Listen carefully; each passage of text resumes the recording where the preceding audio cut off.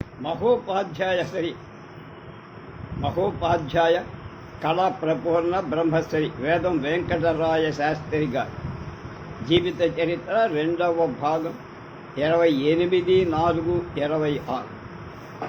శాస్త్రి గారి బాల్యం 2వ అధ్యాయం. ఈ పుస్తకాన్ని వారి మనవడు వేదం ఉందా ఇందులో వెంకటరాయ శాస్త్రి గారు మనవడు కూడా వేదం వెంకటరాయ శాస్త్రి గారే. ఆయన వెంకటరాయ శాస్త్రి గారు 1853 డిసెంబర్ 21వ తారీఖు ప్రమాదీచ సంవత్సర మార్గశిర బహుళ నవమి బుధవారం మద్రాసులో జన్మించారు. అప్పుడు వీరి తండ్రి గారు మద్రాసు సంస్కృత ఆంధ్ర ద్రవిడ పాఠశాలలో ప్రధాన పండితుడు. తర్వాత 2 ఏళ్లకే వెంకటరమణ శాస్త్రి గారికి కాకినాడలో ఉద్యోగం. వెంకటరాయ శాస్త్రులు వారి బాల్యమంతా తండ్రి గారితో కూడా ఆంధ్రదేశంలో చాలా చోట్ల గడి. బాల్యం నుండి కంటబడిన వస్తువులను కళ్ళారా చూసి, చెవుల వినబడిన వాటిని చెవులారా విని ఆనందించి ఉత్తర కాలంలో గ్రంథస్థం చేశారు. ఆ సునిశిత బుద్ధికి అన్ని జ్ఞాపకాలు. రసాత్మక వాక్యమేది ఆయన రచింపబడినను మరి ఆ హృదయాన్ని వదలు చెవిన పడితే ఆంధ్రదేశాన్ని వర్ణింపగా ఆంధ్ర ప్రతిభను లోకంలో ప్రకటించడానికి వారికి బాల్యంలోనే ఆశ జనించే ప్రతాపరుద్రీయ బొబ్బిలి యుద్ధ నాటకంలో రూపుదాల్చేది. అలాగే ప్రతాపరుద్రీయ నాటకానికి రచనా బీజం వారి హృదయంలో వారి 8వ ఏటనే పడింది. ప్రతాపరుద్ర నాటక ప్రథమ ముద్రణ అవతారంలో అవతారికలో ఓరుగంటి ప్రతాపరుద్ర మహారాజులు త్వరకను ఢిల్లీకి ఖైదుకి తీసుకొని పోయిన కథ లిఖితం కానీ ముద్రితం కానీ నాకెక్కడా దొరకదు. నేను 8 ఏళ్ల వయస్సులో ఉండగా మా నాయన గారు వేదం వెంకటరమణ శాస్త్రుల వారు తమ మిత్ర బృందంతో ఈ కథను ప్రస్తుతిస్తున్నప్పుడు నేను వారు చెప్పడంలో ఈ కథ అరగంట కూడా పట్టదు. ఇటీవల నేను ఆంధ్రజననిలో వినోదిని ముద్రణాధికృతుడనై ఉండగా 1888 తలిపేశాను. ఈ కథకు నాకు తోచినట్టు విరివి చేసి అల్లి కథారూపంగా ప్రచురించి ఉంది. ఆ తర్వాత 1896 జూలై నెలలో దాన్ని నాటకోచితంగా రూపు చేసి ఈ నాటకంలోని గద్య భాగాన్ని మాత్రం రాసి నా మిత్రులకు చూపాను. వెంకటరమణ శాస్త్రి గారికి వేదాంతులు పలువురు శిష్యులు నిరంతరం వారితో గోష్ఠి జరిపేవారు. ఒకరు ముసల్మాన్, 2వ వారు సాకలి, 3వ వారు క్రిస్టియన్, 4వ వారు బ్రహ్మ. సాహెబ్ గారు తమ మత గ్రంథాలలోని వేదాంత విషయాలు చెబుతూ ఆ అరేబియా దేశంలో వక్ ఫకీర్ అనే ఈ తీరుగా వక్ ఫకీర్ అంటే ఒక ఫకీర్ అనే రకంగా మాట్లాడేవారు. ఆ 8 ఏళ్ల వయసులో సాయిబు గారి మాట వెంకటరాయ శాస్త్రి గారికి వింతగా వినపడి హృదయంలో నెలకొండ. అలాంటి సాయిబుల ఎందరినో కనియే ప్రతాపరుద్రీయంలోని ఆ మహమ్మదీయ పాత్ర భాషితాలు రాశామని వారే చెప్పారు. శాస్త్రుల వారి ఆంధ్రాభిమానం హెచ్చు. ఉదూరు ద్రావిడుల ఇంట పుట్టారు. నియోగుల తెలంగాణ వారి ఇంట పెరిగారు. వారే ఇలా వ్రాశారు. మదీయ నరసాపూరు చరిత్రం ఉపనయనకు మునుపటిది.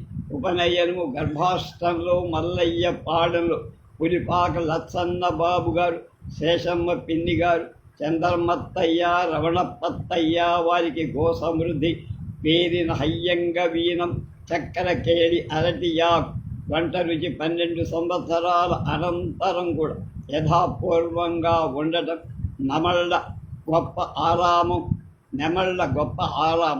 మా నాయన గారు కాపురమున్న ఇంటివారు పులిపాకవారు. కోడలో కూతురో అన్నపూర్ణ, అత్తగారు రవణ. ఆమెకు కుడి చేతి బొటన వ్రేడికి 2 గోల్డ్. ఇరువురును వితంతువులు. ఇంటి అద్దె రూపాయి. వారు రాత్రి చేసుకొని ఉప్పు పిండితో రొట్టె కానీ నా తమ్ములకు తప్పదు.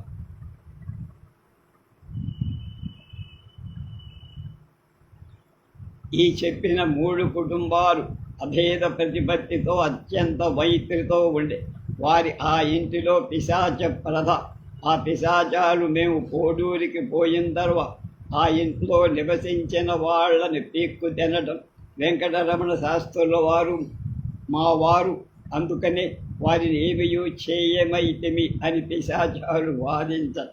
అన్నపూర్ణమ్మ గారి ఇంట వేనీళ్ల పొయ్యిలో టపాసులు కాల్చినందుకు నాయన గారు కొరకచ్చు చేత పట్టుకొని నన్ను చూడటానికి తరుముకొచ్చేవడం, నేను నేలబావిని దాటి అందులో పాతం తప్పించుకొని తహసీల్దారి గారి కచేరీ సగం కాలిన కొరిబిట కొరకచ్చంటే చేత పట్టుకొని పోయిన ఆయనకు 5 రూపాయలు జీతం తగ్గింపుడని కోరడం.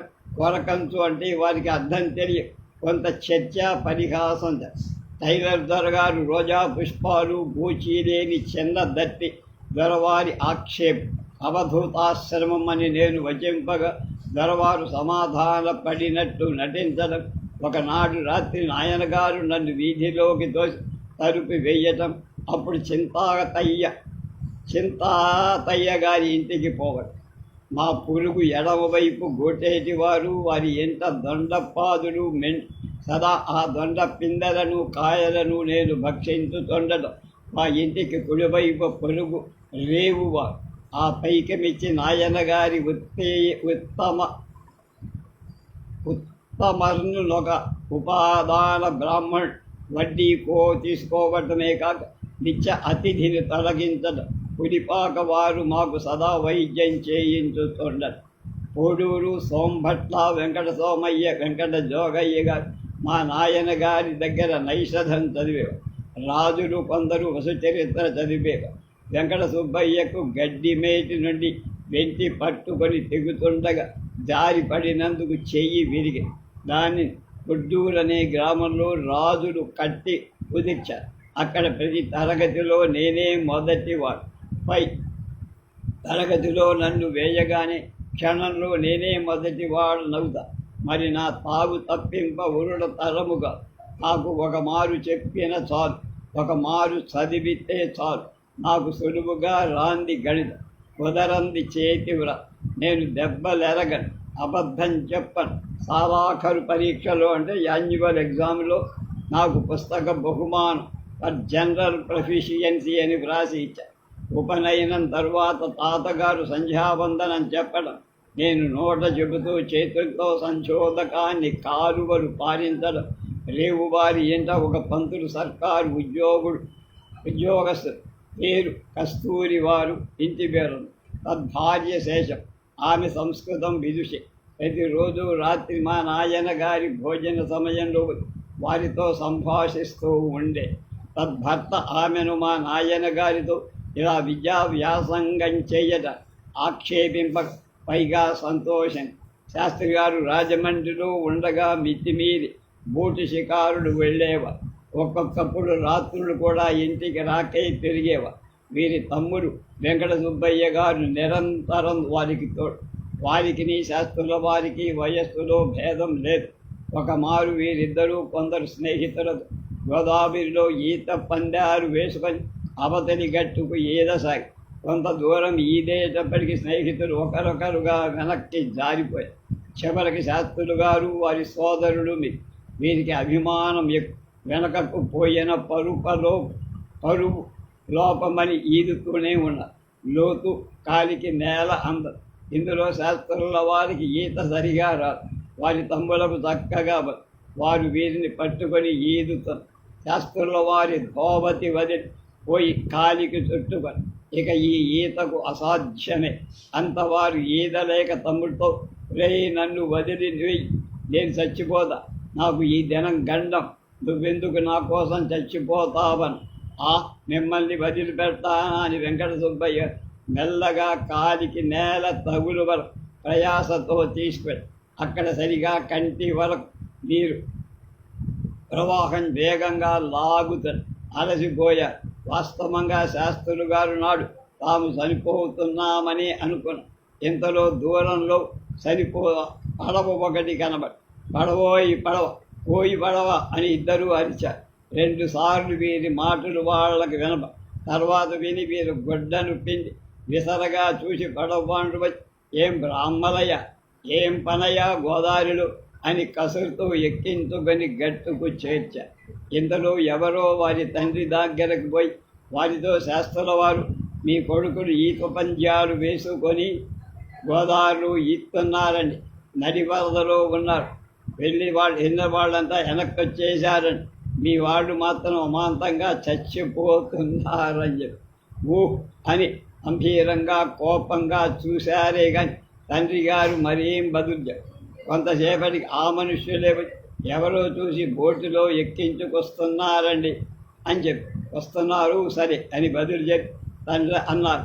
కుమారుడు ఇంటికి వచ్చిన తరువాత వారిని ఈ విషయమైన వారు అడగల. కుమారులను పడి తండ్రి గారి ఎక్కడికి ప్రతాపరుద్రీయం రచించే సమయంలో విద్యానాథ పాత్రుడు నిర్మిస్తూ ఇదంతా జ్ఞప్తికి తెచ్చుకొని విద్యానాథుడిని చేర్చి సంవిధానం అల్ల. గోదావరిపై వారికి అలాంటి మక్కువ. ఈ ప్రతాపరుద్రీయంలో ఈ సన్నివేశాన్ని అంటే విద్యానాథుడి సన్నివేశాన్ని ఏలూరిపాటి అనంతరామయ్యగా ఆయన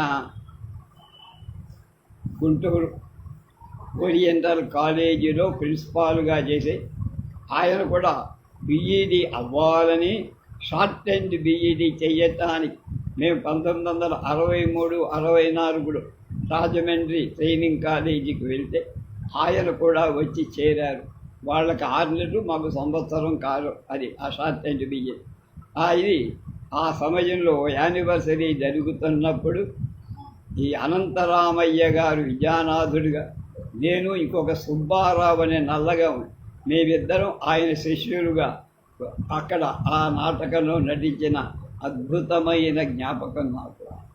ఒకసారి మాట విసురు శాస్త్రులు గారికి బాల్యం నుండి అల్లాటి సదాశివ శాస్త్రులు గారికి వసురుడు బాల్యంలోనే ఇల్లు వదిలి ఓడనికి కటకం బలంపురం ప్రదేశాలు పోయి వ్యాపారం చేసి విశేషంగా ధనమార్జి వెంకటరమణ శాస్త్రులు గారు విశాఖపట్నంలో ఉండగా ఇంటికి నెల్లూరి సీమకు మళ్ళీ వచ్చి వెంకటరమణ శాస్త్రుల వారిని చూడటానికి దారి దొరకక ఒక వీధి చివర వెంకటరాజ శాస్త్రుల వారిని చూసి పోలిక చేత, బాబూ నువ్వెవరబ్బాయి అని ప్రశ్నించారు.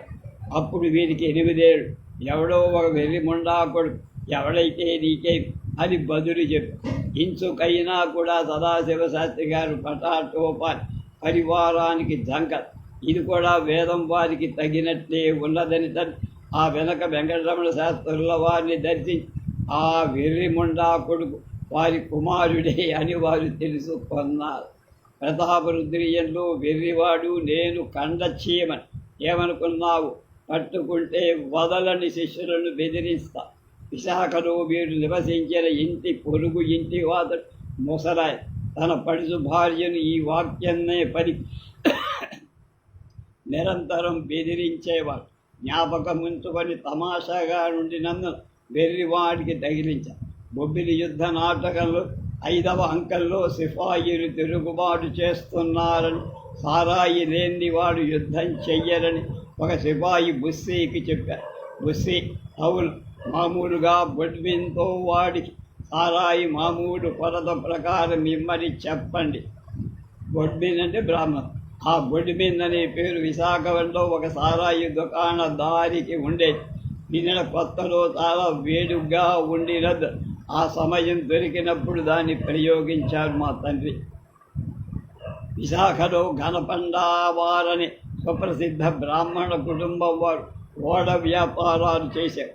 కాలక్రమంలో వారి ఐశ్వర్యమంతా నశింపగా నా పరంపరకు చెందిన కడపటి బ్రాహ్మడు కాశీయాత్రకు పోయాడని ఆ రోజుల్లో ఆయన గూర్చి కథలు చెప్పుకునేవాడు. ప్రతాపరుద్రీయంలో చతుర్థాంకలు విద్యానాథుడి యుగంధరుడు, నీ ప్రథమోపాధ్యాయుడు ఘనపండ దివ్య జ్యోతిషుడు క్షేమమా అని అడుగు. వాస్తవంగా ప్రతాపరుద్రుడి కాలంలో అలాంటి వాడులే. అతడు విద్యానాథుడికి గురువుగా ఉండొచ్చు. శాస్త్రులు వారు తమ సమకాలికుల నామధేయ చమత్కారంగా ఇక్కడ ప్రయోగించారు.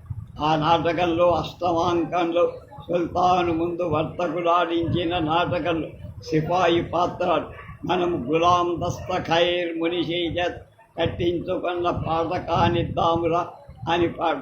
ఈ మునిషి శాస్త్రుల వారికి సమకాలు. శాస్త్రుల వారు జంగం పాటలు వినటం చెవి కోసుకునేవారు. దీనిపై వారికి ప్రీతి మెట్.